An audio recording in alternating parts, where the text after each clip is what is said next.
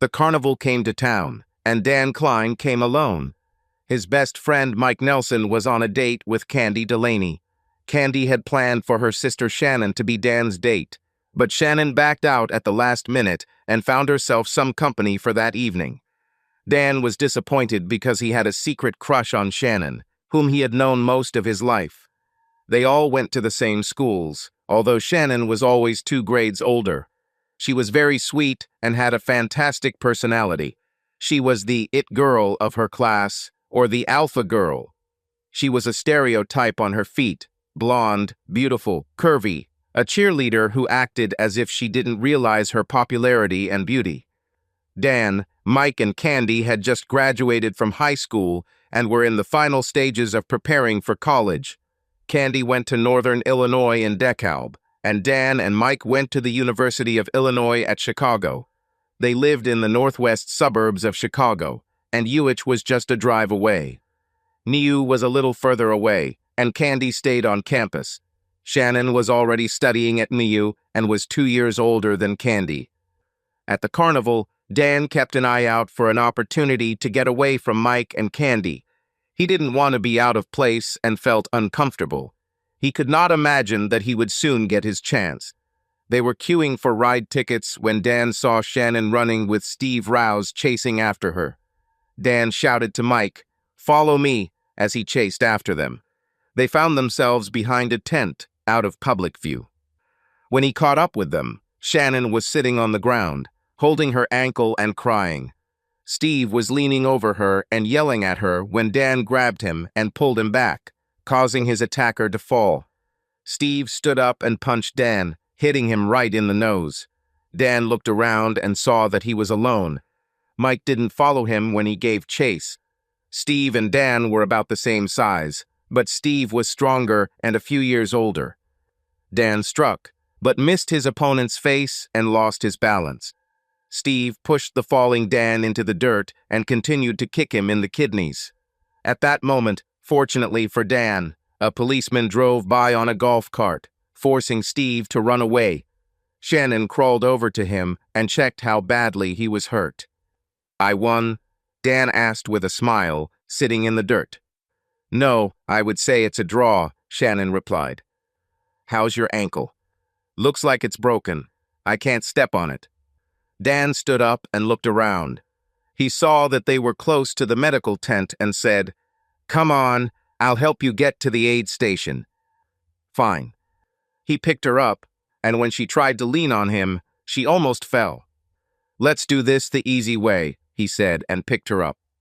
He carried her about 100 meters to the medical tent. There was a cop dealing with a drunk and a paramedic waiting to work. "What happened to you?" asked the officer. Dan recognized him as his parents' friend, Frank Brady. The paramedic helped Shannon onto the table and began examining her ankle while Dan and the officer talked. Mr. Psorfe Brady, her boyfriend, attacked her, and she injured her ankle running away from him. I tried to play the role of the White Knight and help her, but I was lucky that he escaped. "What started all this?" the officer asked Shannon. "He got angry because I didn't want to." She hesitated, not wanting to say the words. "Everything is fine. I need to know," he told her. I refused to satisfy him on the Ferris wheel. He drank and became aggressive. When we left the ride, he pulled me aside and told me that I would do it voluntarily or forcefully. I never agreed, so I hit him and ran away. I fell behind the tents, and then Dan appeared out of nowhere with Steve yelling at me. I thought he was going to hit me. That's what I thought. I pulled him away, and he attacked me.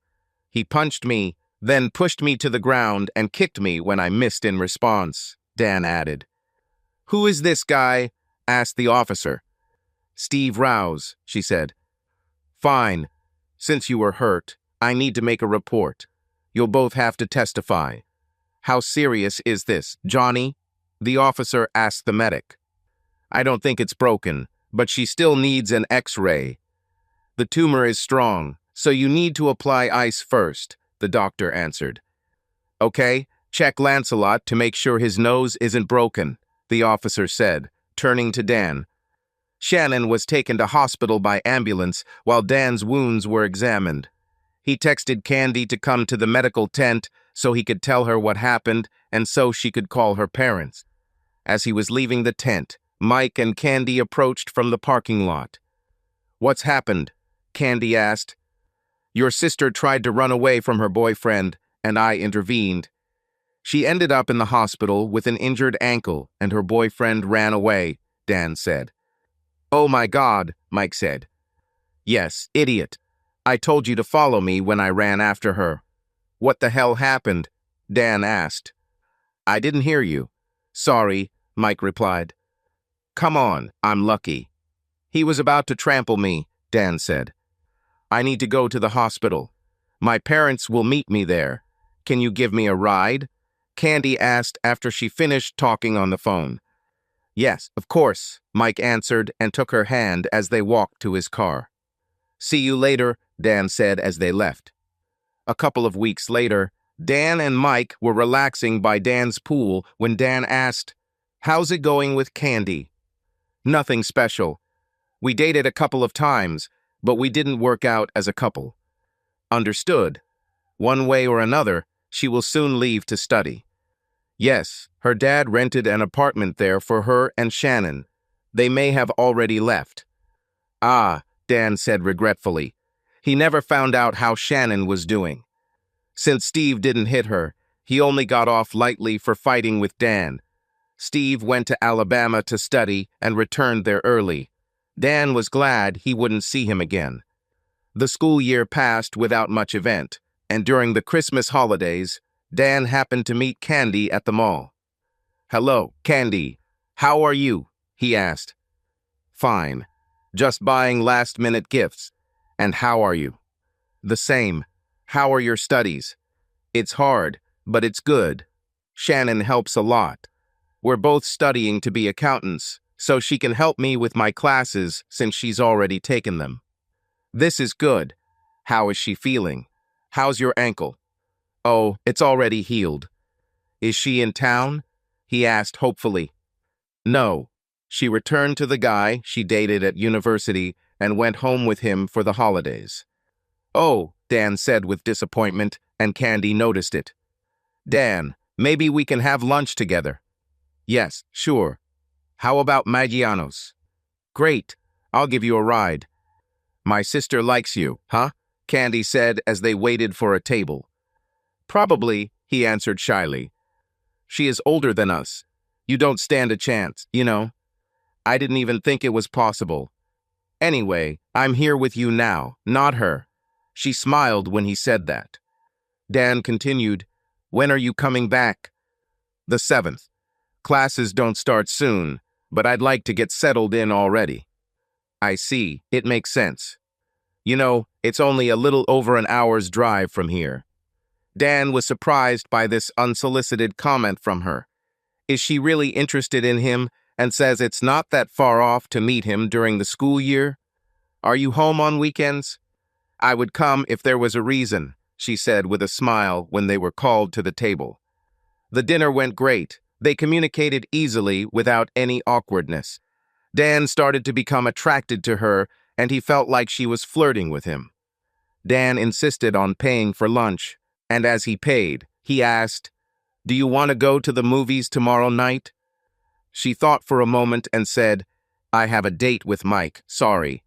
It's more for the company. We didn't really get along when we met in the summer. I'll cancel and we can go." "No, don't. We can go another time," he said.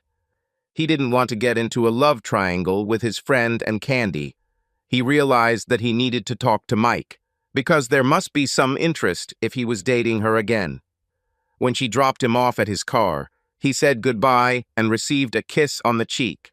She said, "Please call me, Dan. I'd like to see you again." "Of course I'll see you." "So are you dating Candy again?" Dan asked his friend. "Yes, she's beautiful." "I see, but you said it didn't work out for you." "We don't have to match if I can get her into bed. Last time it almost worked, but my parents came home and ruined everything. After that, she left for university. How did you find out about this?" I met her by chance in a shopping center. We had lunch, and I invited her over tomorrow. She said she had a meeting with you. I didn't know you were interested. It's just one date. You can try later. I don't fall in love or anything like that. Come on. Just a one-time pleasure, eh? Hey, man, if she's ready and willing, I'm ready too. Dan went to the cinema with his little sister Angie and a couple of her friends. As they waited for the movie to start, he saw Mike and Candy sitting 2 rows ahead of them. Angie said, "What's wrong, brother? Do you like this girl?" "What? You look sad and you're looking at Mike's date." "I like her a little. I asked her out tonight, but she already had a date with him. She said she didn't really like him and wanted to cancel, but I told her not to." "That was stupid," she said as Mike and Candy started kissing. "Well, she seems a little interested," Angie said. "Yes, probably." The movie was good, but Mike and Candy didn't notice. They kissed throughout the entire movie. When the movie ended and they got up to leave, Candy noticed Dan looking at her. She frowned and looked embarrassed, but didn't say anything. Mike saw him and winked at him behind Candy's back. Angie said, "Well, at least you have an advantage over him today." "How did you understand this?" "You have 3 beautiful girls with you today. He only has her." The other girls laughed at this. Dan laughed and said, "As tempting as it may sound, sis, having a foursome with 16-year-olds is not my thing." One of her friends said, "It's a shame." They all laughed as they left the cinema. Dan didn't call Candy again for the rest of the holidays. He didn't want to get involved between her and Mike, especially after Mike told him that they had met and that he was going to continue seeing her during the holidays. The day Candy was leaving to go back to university, she called him. "Dan, why didn't you call me?" "First of all, you lied to me about your interest in Mike." "I didn't lie. The way you kissed him in the cinema says otherwise. Certainly the sex you had when you returned to his house speaks volumes about it." "Did this idiot tell you everything?" "Yes. He knew I wanted to ask you out. He probably told me this as a warning to not interfere or stay away from a girl who is easy to approach when she is not interested in the guy. I'm glad he did it, especially since you saw him all the time during the holidays. That's a lot for someone you don't have a good relationship with." "Dan, this." "No, you don't need to explain. We have not met. You were free to see whoever you wanted." "Dan, I really love you. Can we go on a date? It's not what you think." "No, I don't think that's a good idea. I loved you too, but either you lied to me about your feelings for Mike, or you're too fast for me, if you know what I mean." "Are you calling me easy to get?" "Not at all. I'm just not looking for casual connections. I do not do it." She choked, holding back tears. "Listen, I need to go. Have a safe trip back to university. Say hi to Shannon." She ended the call without a word. Dan regretted the conversation. He knew he shouldn't have said what he said, but her action hurt him. The next day, he received a message from an unknown number. "My sister is an idiot, Lancelot." He realized it could only be Shannon and replied, "No, just the wrong sister." He immediately regretted sending this message. He didn't need Shannon to know he loved her while she was dating someone. Her response was a simple sad emoji. Dan and Mike were having lunch at the mall during spring break when Shannon and Candy approached them. Mike didn't have time to react before Candy hit him so hard she thought she broke her arm. "You lying bastard. Did you tell him that I satisfied you and had sex with you? You knew I liked him, you bastard. You even lied to him about seeing me during the holidays. I met you once, idiot." Dan was shocked. He saw Shannon standing behind her, nodding as if to confirm her words. He looked at Mike, who didn't say a word. "Mike," Dan said. "Look, I wanted a fair chance with her. I knew you wouldn't interfere if you thought she was an easy target. I told you this so I could have a chance before you got together with her. Dude, you're my best friend. Why did you do this to me?" "Oh, forget about it. Yes, I'm your friend. It's brothers first. Man, I thought you'd just find someone else. It doesn't really matter that she marries one of us. God, you're an asshole, Candy said, turning and walking away. Shannon said, call her. Dan, you still have a chance. She loves you. I hear about this all the time at university. Okay, dude, I need you out of my sight. Now I want to kill you, Dan said, getting up and leaving. Mike just shook his head in disbelief. Dan called Candy, but it went to voicemail. He left a message. I'm sorry I was so rude the last time we spoke. Why didn't you tell me he was lying? You probably thought I would trust my best friend over you. Anyway, call me back. She didn't call back, but a week after they returned to university, Shannon texted him, don't give up. She still talks about you a lot. Dan replied, is she dating someone at university? No, Shannon replied. Okay, thank you. Dan called her several more times over the following weeks, but she never returned his calls. One Saturday morning, he decided to go to DeKalb and see her. What is your address? Shannon wrote, I want to send her flowers. Oh, I hope this works, she replied and sent the address. He easily found the apartment and saw her car parked on the street. He bought flowers and a stuffed animal for her, hoping she would talk to him. Shannon was studying and Candy was preparing lunch when the doorbell rang. Who could it be? Candy asked. Shannon, assuming they were flowers, said, probably for you. Suspecting nothing, Candy opened the door and saw Dan with flowers. Dan, what are you doing here? Shannon looked up and smiled. I'll leave you alone. Dan said, can I come in? She accepted the flowers and the bear and said, of course, in the kitchen. He sat down while she finished making the salad. He had hoped for a warmer welcome, but at least she let him in. Candy, he began, why don't you answer my calls, even to tell me to leave you alone? I don't know. I'm pretty mad at you for calling me easy, especially when I didn't sleep with him. I was rude, but I didn't call you that. I just meant that I'm not looking for casual relationships. If we date, I want it to be long-term, not a short vacation fling. It's a shame, Dan, because I really thought we'd work out something. And me too. That's why I'm trying now. Yes. Why is this? I didn't show any interest. Well, your sister is working behind my back. She told me to keep trying. She laughed and said, I guess I can't even trust my own sister. Can we go to the cinema on Friday? I'd really like to invite you. Okay, you win. Are you sure you want a long-distance relationship? She said, smiling. It's only an hour's drive. I think you're worth it. Before she could respond, Shannon walked in. So you guys are finally together? Yes. Thank you for telling him not to give up, Candy said. Hey, I'm just tired of you constantly complaining to me about him, Shannon said. Bitch, Candy said jokingly. They started dating and everything went fine for several months. They spent most of their time together during the summer holidays when they weren't working. They were supposed to go to the movies one Friday when Candy insisted on driving. He noticed that she was not driving towards the cinema and asked, where are we going? Watch a movie. Where? In my house. Why? Because my sister is with my parents, and I want to move on to the next stage of our relationship. He smiled and said, I like the way you think.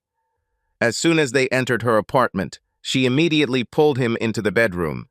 They kissed and caressed each other for several minutes until he lowered her onto the bed. She took the initiative into her own hands and began to undress him. A few minutes later, they were having sex. He lay on his back as she snuggled into his chest. Was I good? He asked quietly. You were amazing. I really think so. It was my first time. Dan, I had no idea. I would come up with something to make it special for you. Well, it's not customary to brag about this. Believe me, it was really special. I love you, Candy. I love you too. Life went on as usual for the next couple of years. They dated and eventually became engaged, planning a wedding after graduation. Shannon married her boyfriend the summer before Dan and Candy's senior year. They settled in the same city where they all grew up. Dan and Mike remained best friends. There was a bit of tension after the fight, but they got over it. Candy even became close to him after everything, which surprised Dan. But Mike became the best man at the wedding. A week after graduating from university, Dan and Candy moved in together. Both found jobs in their hometown and moved into an apartment about a mile from Shannon and her husband, Aaron.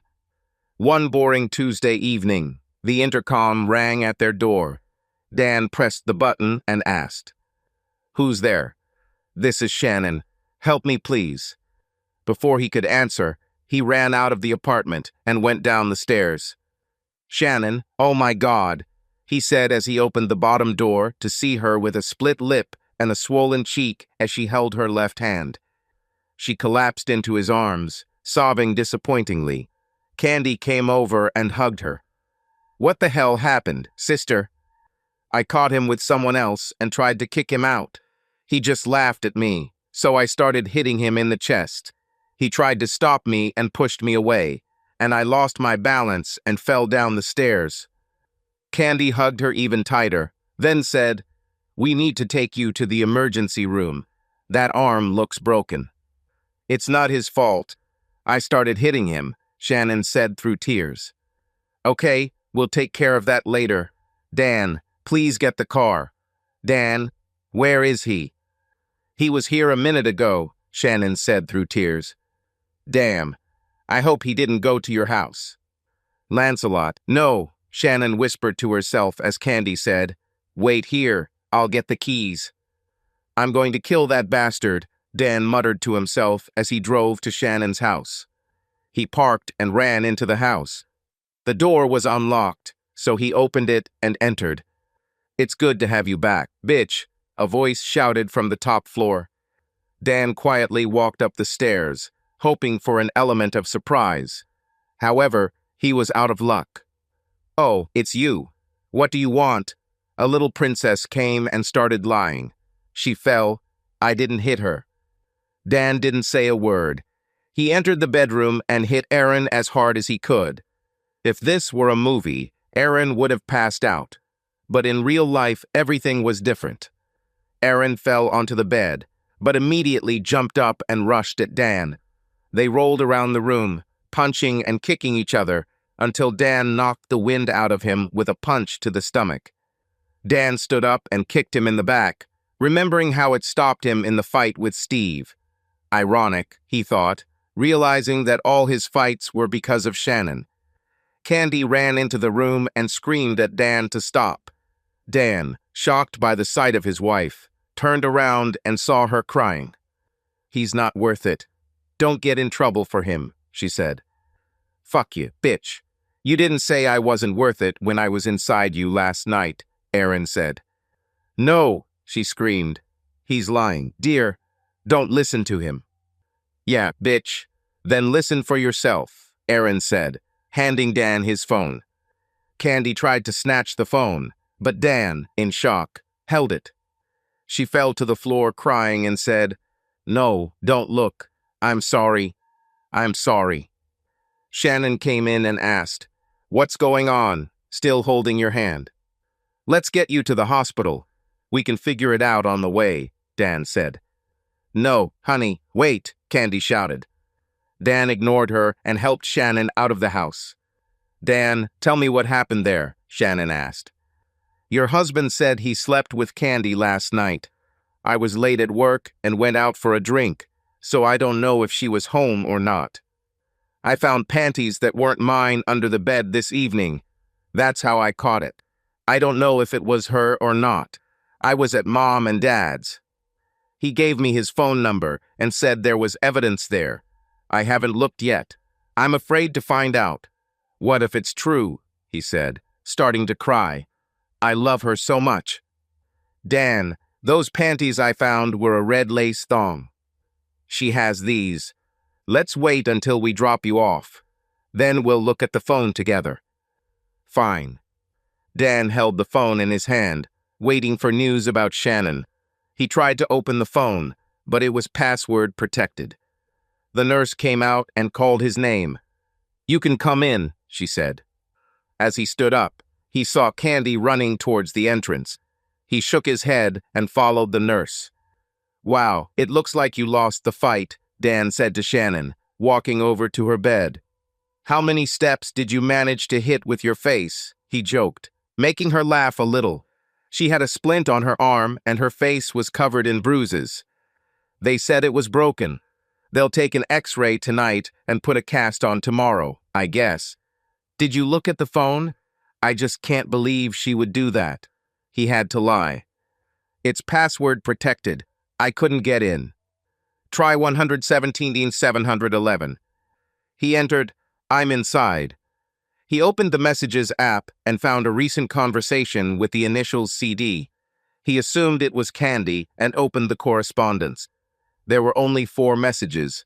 Dan assumed they were being deleted regularly. CD, "He won't be home after work." Erin, "She went to her parents." CD, "I'm heading out now.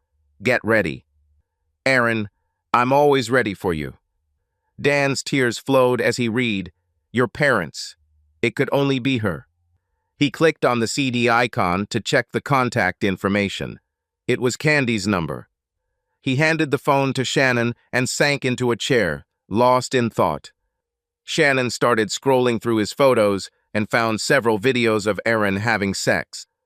There appeared to be 2 different women, but one was definitely Candy.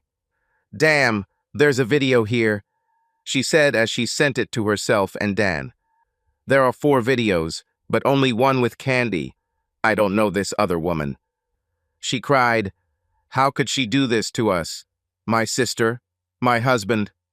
I don't know. I'm sorry, Shannon. I never suspected anything. This is so unexpected that I'm shocked. I had no reason to think that she was cheating on me. If it was just this one time, would you be able to stay with her? Honestly, if it were anyone else, not your husband, maybe, but betrayal against you is unforgivable." She put down the phone and took his hand. "I love you, Lancelot." "And I you too, but why do you call me Lancelot?" "Remember when Steve was chasing me and you came to the rescue?" He nodded. "In the tent, the policeman called you Lancelot when you said you were trying to be a white knight. You're always there when I need help. You're my knight in shining armor, my Lancelot." Laughing, Dan said, "I forgot about that. Well, Lady Guinevere, do you want me to call your parents?" "Yes. I'll have to stay with them when I get discharged from here." "Okay, I'll call them." As he made the call, police arrived to speak with Shannon. The hospital has a policy of calling the police if family or child abuse is suspected. The decision to talk to them or not was left to the patient. Dan went out into the lobby to make a call.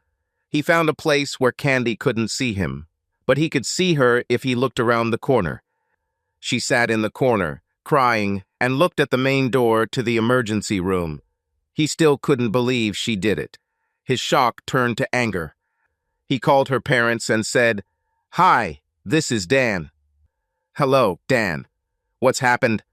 "Shannon had a fight with Erin and is now in the emergency room." "What?" Her father shouted. "Is she all right?" "She fell down the stairs after he pushed her. She has severe bruises and a broken arm. She's in room 112A. I'll kill this bastard. I managed to take revenge on him. Look, it's worse than you think." "How can it be worse?" "He had an affair with Candy." "What? My Candy?" "Yeah, that bastard filmed it and let me watch it." "Jesus, where is she now?" "In the emergency room waiting room. They were told not to let her in here." "Okay, we're on our way." "Fine. I'll stay with Shannon until you arrive. She is now talking to the police. I don't know if she'll end up filing a complaint, but before she found out it was Candy, she said it wasn't his fault. Now that she knows who she is, she can take it out on him and file a complaint. Honestly, I would send him to jail." I agree with you. Dan, I'll see you soon. Dan walked past the police on his way back to the ward. They stopped him and asked if he had seen anything. He answered in the negative, and they passed by. He didn't want them to know about his fight with Aaron. Hey, your parents are on their way. Are you okay? Yes. They will arrive soon and take me for an X-ray. How did it go with the police? I told them everything. He pushed me to stop hitting him, and I fell. They will arrest him. Great. He was overconfident about all this. How could I be so wrong about him? Dan, don't worry about it. I'm filing for divorce. That's right. You deserve better. She didn't answer and smiled at him tightly. When the orderlies took her away, Dan returned to the waiting room. Looking around the corner, he saw Candy and her parents engaged in a lively conversation. Dan took his phone out of his pocket and sent the video Aaron took to Candy. He watched as her phone beeped as a notification. She opened it and saw the video.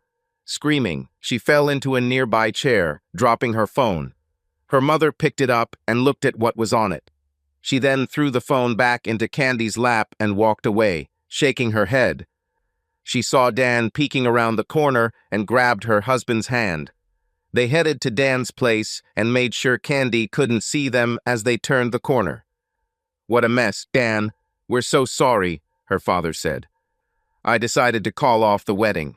I can't marry a woman who cheats on me, firstly, and betrays her family. Secondly, this is just crazy. Did she tell you why? Not yet. I didn't pick up her calls. She said it was all a lie, right before you sent her the video. That's what I thought. Lie until my last breath. How's Candy? She's being X-rayed now. I'm going to leave here while Candy is still sitting here. I'll grab the essentials and go to my parents. Good idea. Best to avoid it until you calm down. Dan entered the apartment and felt a wave of sadness. He packed his things, ignoring calls on his phone. He saw a stack of wedding invitations and tore one into pieces. He left the rest on her pillow. Candy sat in the waiting room and wondered how things got so confusing.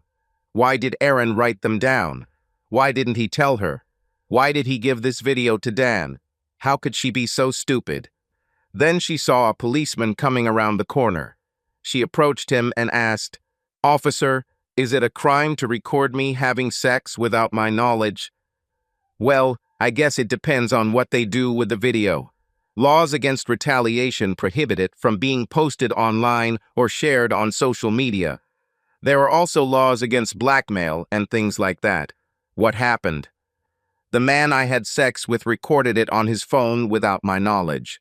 He gave the phone to my fiancée so he could see it. Illinois has not yet passed a law that addresses this case. You should contact an attorney to see if you can file a civil lawsuit against him. I'm sorry.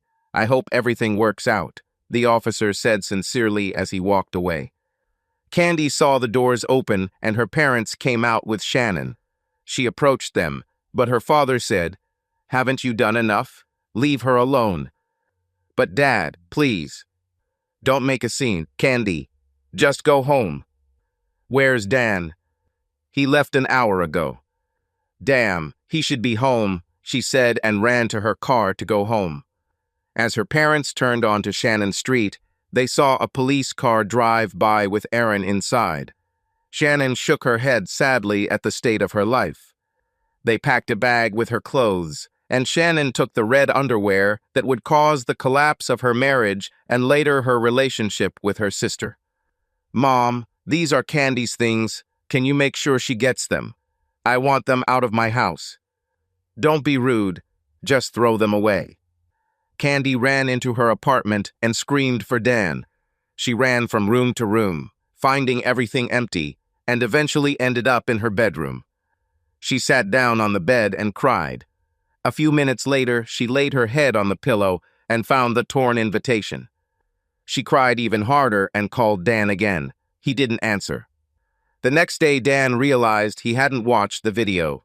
Shannon confirmed it was Candy, but Dan needed to see for himself.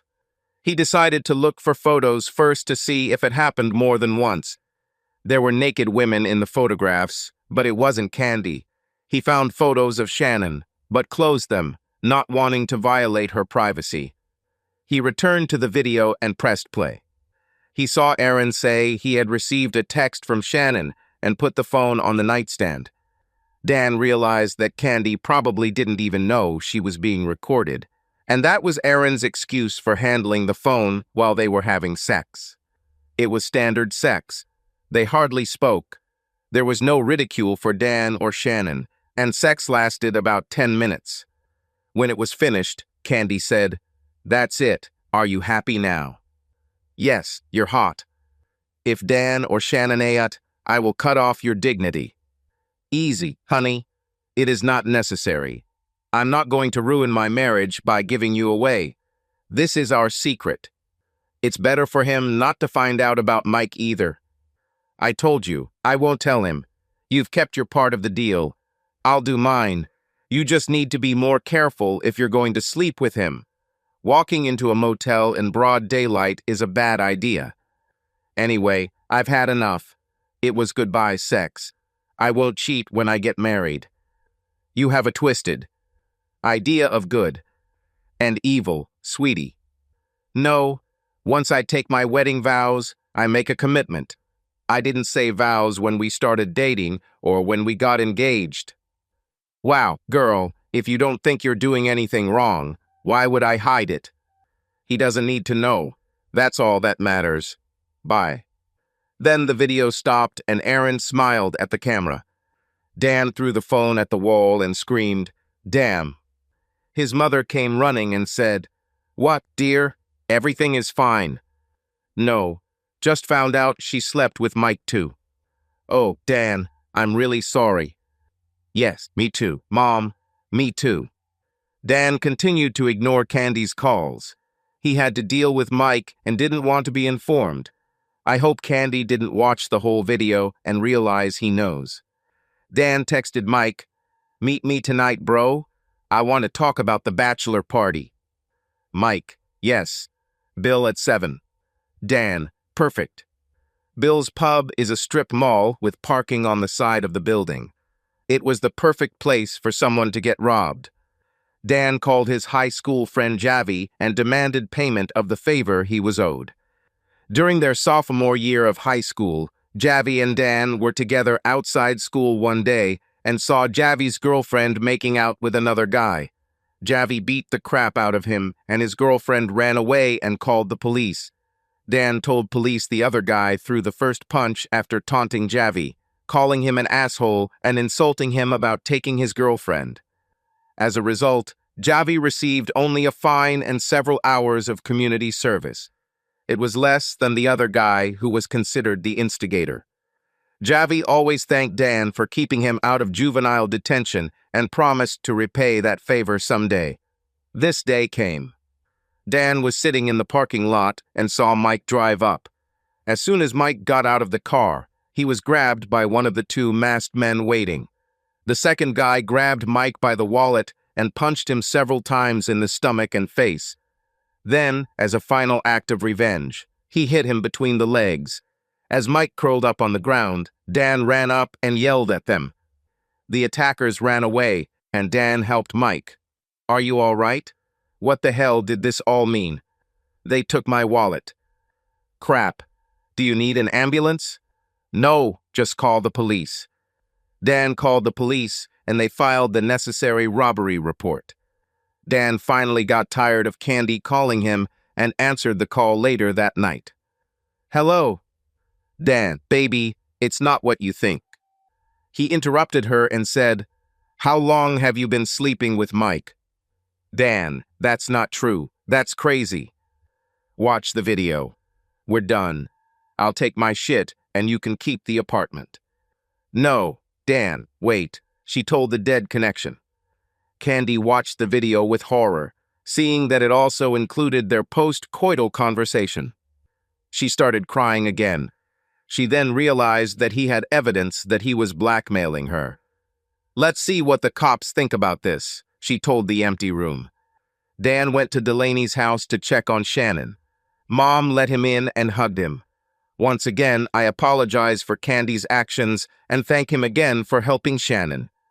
He walked over to Shannon's old bedroom, where she was lying on the bed, staring at the ceiling. He noticed the fresh cast on her arm and asked, "Can I be the first to sign this?" She jumped up and hugged him, sobbing into his chest. "Why, Dan? How could she do this to us?" "Today I watched all the videos. They talk about it. He blackmailed her. He caught her at a motel with Mike." "Mike? My God." "Yes, I just can't understand it. Were they sleeping with each other from the start? Was that scene at the mall when she hit him staged? I just don't know what to think." "Did you talk to her?" "Briefly. All it takes is for her to lie to me and for me to tell her it's over." "What are you going to do, Shannon?" "Now that I'm done with the doctors, I'm going to see a divorce lawyer. The cheating was bad enough, but finding out that he blackmailed her, it's too much. Not to mention the fact that he pushed me down the stairs. Now I can believe I blamed myself at first. Everything will be fine. He'll get what he deserves. Did you hear that Mike got beaten up and robbed at Bill's tonight?" "No, but let him have it for messing with Candy. Karma is a bastard." He smiled and agreed. "What's next for you, Dan?" "Obviously, we're done. I feel bad for your parents because they paid some deposits for the wedding. We're not getting them back. I guess I'll go back home and start over. Stay in touch, Dan. We can support each other. I'll definitely need it. Of course, I'll need someone to lean on too. God, what a waste of time and love. Thank God we haven't gotten married yet. I'm sorry I ever told you to keep trying with her." "It's okay. I've always been one for compromise. My first choice was taken." Her eyes lit up and she smiled at the comment. He hugged her again and went downstairs. Her parents were talking in the kitchen when he entered. "Mr. and Mrs. Delaney, I'm sorry about the wedding. I'll reimburse you for the deposits." "So this is it, the final decision?" "Yeah, turns out she was involved with my best friend too." Her mother cried and her father said, "Don't worry about the money. She'll give it back to us. She was a bastard." "Gary," her mother exclaimed. "Sorry, you are wonderful people. I have been happy to be a part of your family these past few years." A tear rolled down his cheek as he hugged them goodbye. "Who knows what the future holds, Dan?" "We'll see, Mrs. Delaney. Take care of yourself." A week later, Dan arrived at his old apartment to pick up his things. He waited until Candy left for work, then packed and loaded everything into the rented van. He closed the door and stood up to take one last look. He was sad to think about what was lost. Love, passion, children they wouldn't have. It hurt him greatly. He left the key on the kitchen table and closed the door forever. As he was returning to his parents' house, he received a call from Mike. They haven't spoken since that night at Bill's bar. "What?" he shouted into the loudspeaker. "Dan, listen, it was all a lie. I never slept with Candy. Are you a moron or just stupid? She was blackmailed because you got caught. She confessed in the video." "Sorry, man. I don't know what to say other than I'm really sorry." "How long?" "What? How long did this take you?" "A little over 2 months. The first time it happened was at Camden's party. You passed out and we were all playing Truth or Dare." "Truth or Dare? You're college graduates, not 8th graders." "We were drunk. Some tasks involved kissing, groping, removing clothes.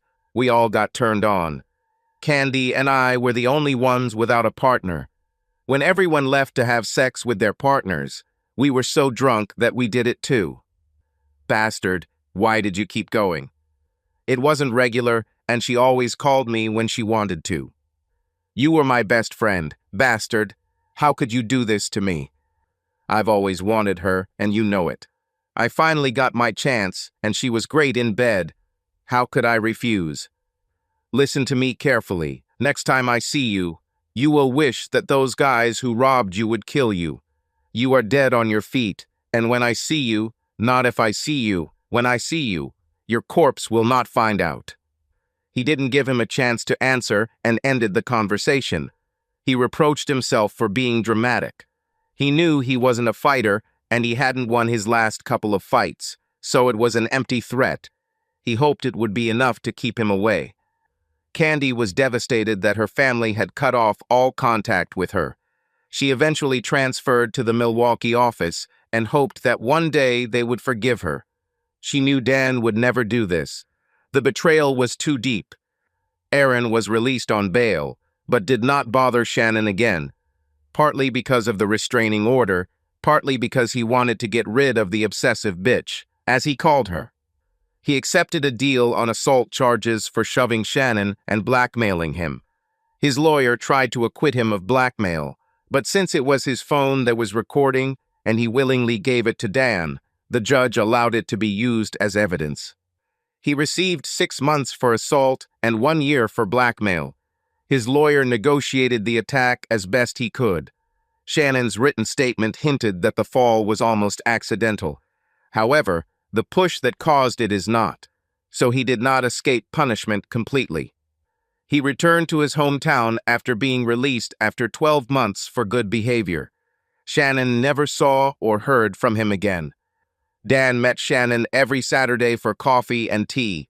It was strictly platonic, just two broken hearts hiding in plain sight.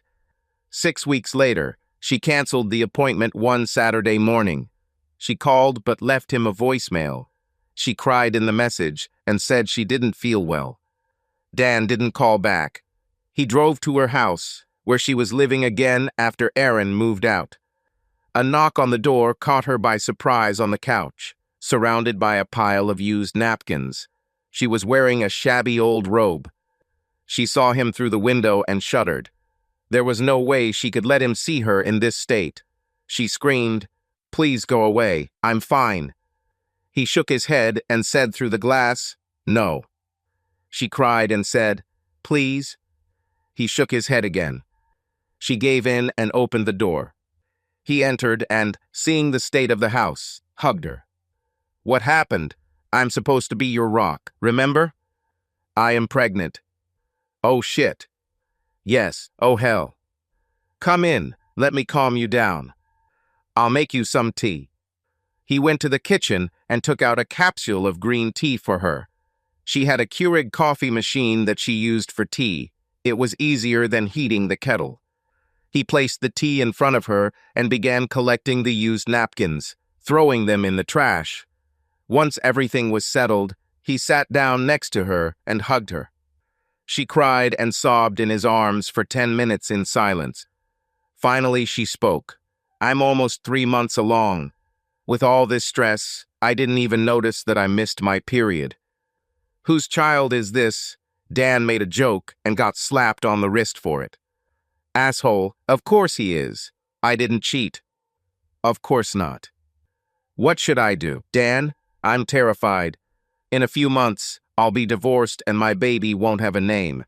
I've already decided that I'll never tell Aaron about the baby after he was admitted, and I'm scared. I want him in my life." "First thing you do is take a shower. Once you're freshened up, I'll take you to the cafe we've been going to every week for the last month. This isn't the end of the world for you. This is the beginning. You're going to have a baby, a beautiful little part of you that you can nurture and mold into a future president or doctor. I envy you so much. I can't raise a child alone. Shannon, you are a wonderful woman.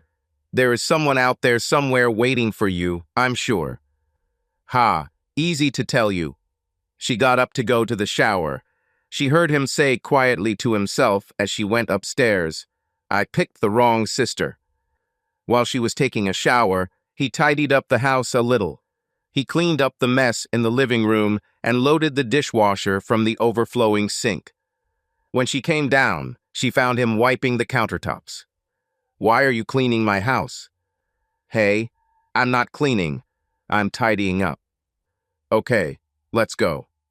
Sitting in a cafe, He ordered black coffee for himself and tea with skim milk for her. She smiled, seeing that he always remembered her order. "What?" he asked, looking at her smiling face. "Nice of you to remember my order. We've been doing this for quite some time." "I know, but if you didn't care, you wouldn't pay attention to the little things." "Of course I care. How many punches do I need to get in the face for you to understand that?" She turned away and wiped away a tear. "Sorry," she said. "I'm just hormonal." "You're pregnant. I guess I should get used to it being the norm now."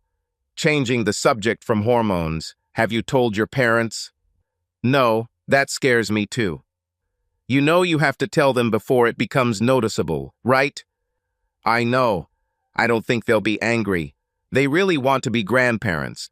They're just stressed out lately. Both of their daughters have broken up their marriages, although yours hasn't been consummated yet. Do you want me to come with you? Maybe I can switch their emotions." "I can't ask you to do that. It's not your problem." "You didn't ask. I offered, and it's no problem. You're my best friend now. I won't let you go through this alone." "Best friend, huh?" she said, raising an eyebrow. He nodded and said, "Yes, and don't forget about it." Shannon knocked on the door of her parents' house, nervous and hoping that no one would answer. She frowned when her father opened the door. He said, "Hey guys, come in." "Hello, father." "Oh, damn. I'm only dad when things are bad." "Meg, Shannon and Dan are here. She called me daddy." "What happened this time?" asked Mrs. Delaney, half jokingly. "Let's sit down, okay?" "Okay, honey, what happened?" asked her father. "I am pregnant." "What? Dan? Damn it, couldn't you guys have gotten married first?" said her father. Dan was shocked and Shannon said, "Dad, I wish I could." Dan's head spun so quickly that his vision became blurred. "This is Aaron's baby. I haven't even kissed Dan, let alone slept with him," she finished. "Oh, sorry, honey. You're so close that we somehow assumed you were dating," her father said dejectedly. No, sir. We're just helping each other get through our problems as friends. She's still married, after all." "God, is that all that's stopping you?" "Dan, the papers are filed, and it's all over except the crying. And Lord knows how long she's been crying." Dan sat with his mouth open. He couldn't find the words to respond, so her father continued. "Dan, she's in love with you. We can all see it. Hell, we thought you two were already a couple." "Dan," her mom continued, "I see the love in your eyes when you look at her." Dan took Shannon's hand and said, "You didn't want me when we were younger. I didn't think you felt that way about me." "What?" Shannon said. "I loved you from afar for years. Yes, when we were in elementary and middle school, it couldn't work. But after I turned 18 and graduated from high school, I thought I had a chance. Candy even tried to help, and when you refused to let me go to the carnival with Steve, I assumed you weren't interested. I was devastated. Later, she told me that I never had a chance because you were older. You went back to your boyfriend at school." "Oh, Dan. She told me Mike's friend needed a girlfriend. She didn't say it was you. I probably would have said yes, even though you were a couple years younger.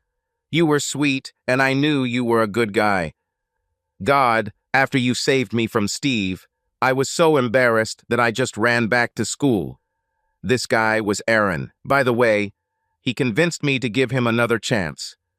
"Our lives seem full of wasted time," Dan said as he leaned down and kissed her. "Well, that's settled," said her father. "Now about my future grandson. How far away are you?"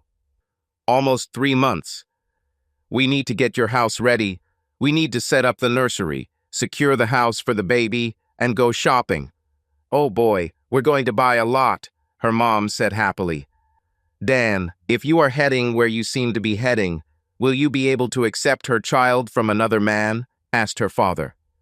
Shannon sighed and said, "Dad, no, this is an important question.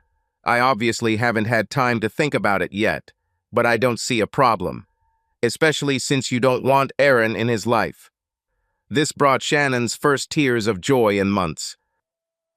I love you, Dan. He kissed her again and said, Darling, I love you even more. Her mother clapped and said, Let's start planning. After a few weeks, although they saw each other several times a week and talked on the phone every day, Dan realized that they had never been on a real date. He immediately sent flowers to her work, and on the card he wrote, Would you like to go to the movies with me on Friday? At 3 o'clock in the afternoon, he received a message. I was wondering when you would finally ask. He answered as stupidly as only a man could answer a woman. I had to work up the courage to be seen in public with a pregnant woman. As soon as he sent the message, he realized his mistake. She couldn't see his face or understand that it was a joke. He grabbed his coat and ran out of the office. She worked just a few miles away, so he quickly got to her. He walked past the reception desk and approached her booth. She stood with her back to him and did not see him approach. He startled her when he said, It was a joke. She turned around and laughed at him. You came here to say it was a joke. I knew it, you fool. She saw the fear in his eyes and that they were red. Oh God, did you really think I'd be offended? She stood up and hugged him. You're an idiot. I knew you were kidding. Sandy, what did I just do? Sandy, from the next booth, said, She suddenly burst out laughing and showed us the stupidest message we've ever seen. You're either the biggest idiot in the world or the happiest idiot. Dan smiled and said, Definitely the happiest man in the world. He kissed her and said, Well, that's enough drama for today. I'll let you get back to work so you can laugh at me to your heart's content. Dan picked her up on Friday, dressed in his best suit. He had reservations at Ruth's Chris Steakhouse, and a suit was optional, but it was their first official date. She opened the door and said, Yeah, you look good. He didn't answer right away because he was amazed by her beauty. She was wearing a loose dress due to her rounded belly, but it was short and her legs were covered in the sexiest shade of coffee stockings he had ever seen. Her blonde hair was cut short but framed her face perfectly. She had makeup on, but it was so neat that it looked like she wasn't wearing makeup at all. Her dress was low-cut and showed a little cleavage, just enough to catch his eye. He finally noticed that she was wearing high heels with an ankle strap. He could see the bright red polish on her coffee-colored toenails. Well, she said, I can't figure out what exactly left you speechless. Can I guess? With a smile, he replied, Your pregnant belly. She put her hand over her mouth in shock, but then realized he was joking and said, Okay, ass. You probably liked my feet, pervert.